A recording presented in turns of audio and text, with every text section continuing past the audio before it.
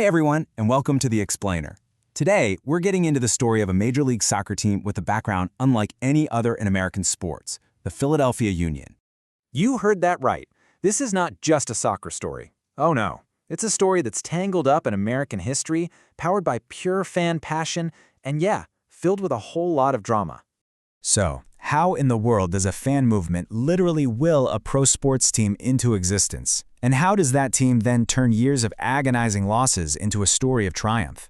All right, let's get into it.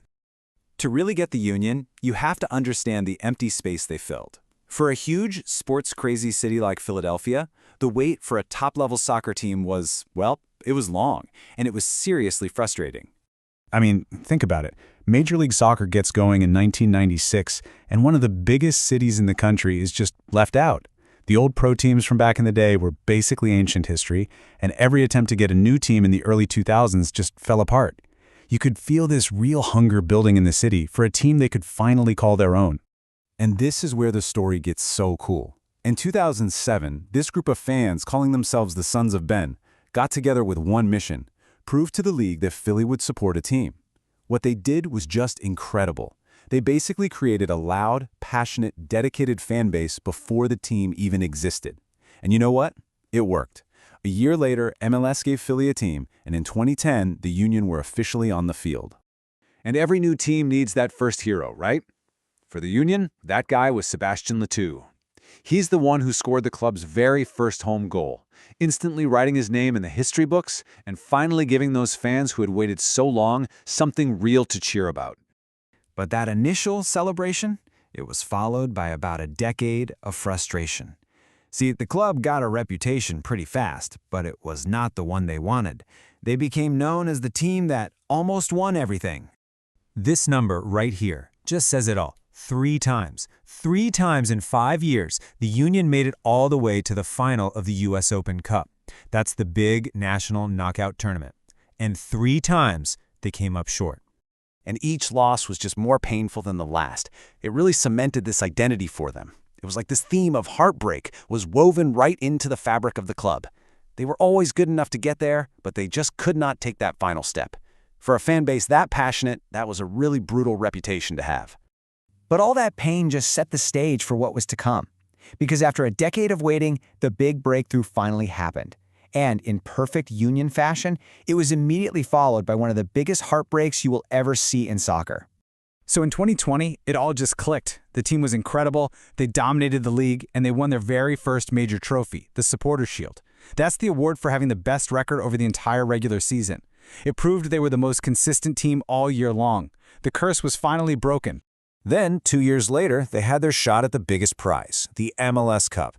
And this final, my gosh, it perfectly captures their entire story. Just look at this. They're leading late, LAFC ties it. Then, they score what everyone thinks is the championship-winning goal deep in extra time, only for LAFC to somehow score an even later goal to tie it again. The Union would go on to lose in a penalty shootout. It was just an absolutely gut-wrenching, unbelievable way to lose. Now, all of this on-field drama is happening under a name and a logo that are completely unique in sports.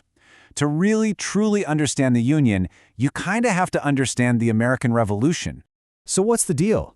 Why would a modern soccer team pick a name and a symbol that are literally hundreds of years old? What is the connection here? Well, here it is. You can draw a straight line from American history right to the soccer field. On the left, you've got Ben Franklin's famous Join or Die political cartoon, which was a call for the colonies to unite. And on the right, there's the team's crest. I mean, the inspiration couldn't be clearer. And it all just fits together perfectly. The name Union, that's for the Union of the Colonies. The 13 stars on the crest, the 13 original colonies. And that snake, right in the middle, is pulled directly from Franklin's call for unity. It's a brand that feels so deeply and authentically tied to the city of Philadelphia. So, after all that history, all that heartbreak, and that revolutionary identity, where does the club stand now? Well, they've completely flipped the script. And it's worth hammering this home. Winning the Supporters' Shield is a massive deal. It's not some playoff trophy you can win with a few lucky bounces. No, it proves you were the absolute best, most consistent team over a long, brutal 34-game season. It is the mark of a real powerhouse. And that's what's so incredible. After that crushing loss in the 2022 MLS Cup, a lot of teams would have crumbled, but the Union didn't. They proved their resilience in the biggest way possible, cementing their evolution from the almost team to a true, perennial powerhouse in the league. Which brings us to this final question.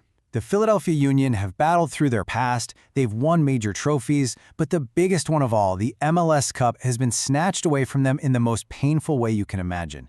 Their story is all about resilience for sure, but you get the feeling it's still unfinished.